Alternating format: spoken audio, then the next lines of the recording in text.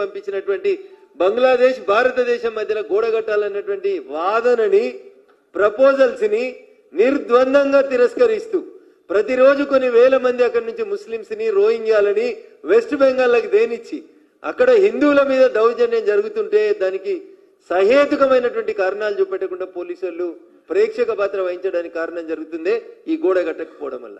ఇది రఘునందన్ రావు సొంత కవిత్వం కాదు. భారతదేశ హోంమంత్రి గౌరవనీయులు అమిత్ షా గారు ఇట్లే లోక్సభలో ఒక ప్రశ్న వచ్చినప్పుడు ఆన్ రికార్డులో అమిత్ షా గారు చెప్పినటువంటి సమాధానాన్ని నేను మీ ముందు ఉంచుతున్నాను. సో బంగ్లాదేశ్ లోంచి వచ్చేటువంటి చొరబాటుదారులను ఆపాలంటే ఈ 452 కిలోమీటర్ల బార్డర్ ఏదైతుందో బంగ్లాదేశ్ భారతదేశం దట్ ఈస్ వెస్ట్ బెంగాల్ మధ్యన అక్కడ గోడ కట్టడం ఎప్పుడు జరుగుతుంది అంటే రేపు వెస్ట్ బెంగాల్లో దీదీని ఇంటికి పంపించిన తర్వాత మేము గోడ కడతాం, అక్రమ చొరబాటుదారులను ఆపుతాం, ఆ లోపల ఎస్ఐఆర్ పేరిట చొరబాటు చేసుకున్నటువంటి వాళ్ళందరినీ కూడా మళ్ళీ వెనక్కి పంపించేస్తాం. ఆఖరికి మా జిన్నారం మదర్సాల దొరికినటువంటి బంగ్లాదేశీయులను కూడా తెలంగాణ నుంచి బయటికి పంపుతాం, భాగ్యనగరంలో ఉన్న రోహింగ్యాలను కూడా బయటికి పంపుతాం.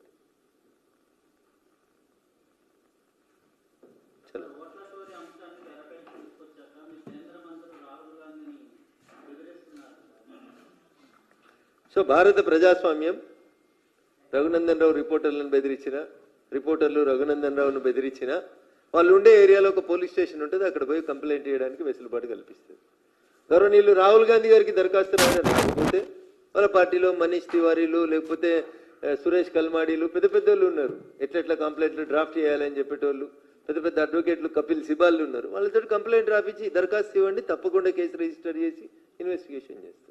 ఇప్పుడు రఘునందన్ రావును కూడా బెదిరిస్తున్నారు. మరి వింటున్నారు మీరు? నేను కూడా పోయి కంప్లైంట్ ఇస్తా ఉన్నా. అట్లా రాహుల్ గాంధీ గారిని కూడా వచ్చి కంప్లైంట్ ఇవ్వమని ఎఫ్ఐఆర్ చేసి ఇస్తాం, ఇన్వెస్టిగేషన్ చేస్తాం. ఆయన ప్రాణాలకు 30 ఉంటుంది, కాంగ్రెస్ వాళ్ళతో ఉంటుంది తప్ప బయట వాళ్ళతో ఎవరితో ఉండదు. అది ఎందుకంటే సొంత పార్టీలనే ఆయనకి ఏమున్నదో ఏం లేదో నాకు తెలియదు, కానీ అట్లా అనిపిస్తుంది నా మనసు.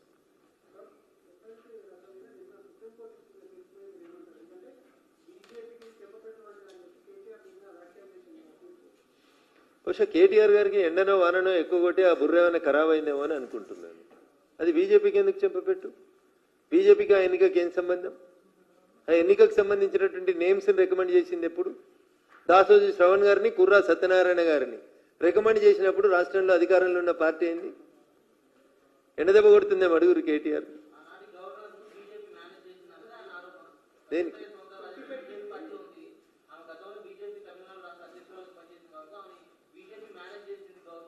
ఈ దేశంలో గవర్నర్లుగా ఉన్న వ్యక్తులు, రాష్ట్రపతులుగా ఉన్న వ్యక్తులు, ఉపరాష్ట్రపతులుగా ఉన్న వ్యక్తులు వాళ్ళ జీవితం ప్రారంభించినప్పుడు ఏదో ఒక రాజకీయ పార్టీలో పనిచేస్తూ వచ్చిన వాళ్ళే. దానికి ఆ కుర్చీలకు పోయే వాళ్ళు బాధ్యతలు తీసుకున్న తర్వాత ఉండేటువంటి లింక్కి ఏం సంబంధం లేదు. మరి అట్లాంటి హైకోర్టు కొట్టేసింది.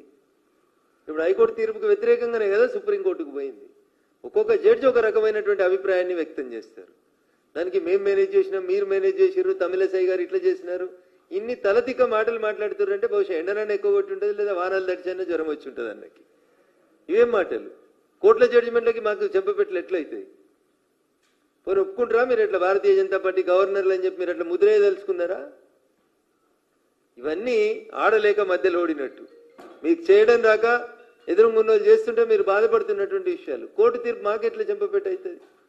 అయినా ఇంకా I think it is not the final judgement. 17th రోజు ఏదో మళ్ళీ ఫైనల్ జడ్జిమెంట్ కోసం ఉన్నట్టున్నది. అది దీని గురించి ఇప్పుడే మనం తొందరపడేది ఎందుకన్నా, ఇంకో 2 రోజులు ఆగురు. కోర్టుల మధ్యలో చెప్తున్నాయి, కోర్టులో ఉన్న విషయాలలో మాట్లాడొద్దు, సబ్జుడీస్ అవుతారు అంటున్నారు. 2 రోజులు ఫుల్ జడ్జిమెంట్ వచ్చినాక అది కేటీఆర్కి చెంపదెబ్బ తాకుతుందా, లేకపోతే కోదండరామ్ గారికి తాకుతుందా, లేకపోతే రేవంత్ రెడ్డి గారికి తాకుతుందా, గవర్నర్ గారికి తాకుతుందా, మీడియాకి తాకుతుందా, పార్టీకి తాకుతుందా? అప్పుడు లెక్కలు వేసుకుందాం ఎందుకన్నా. Thank you.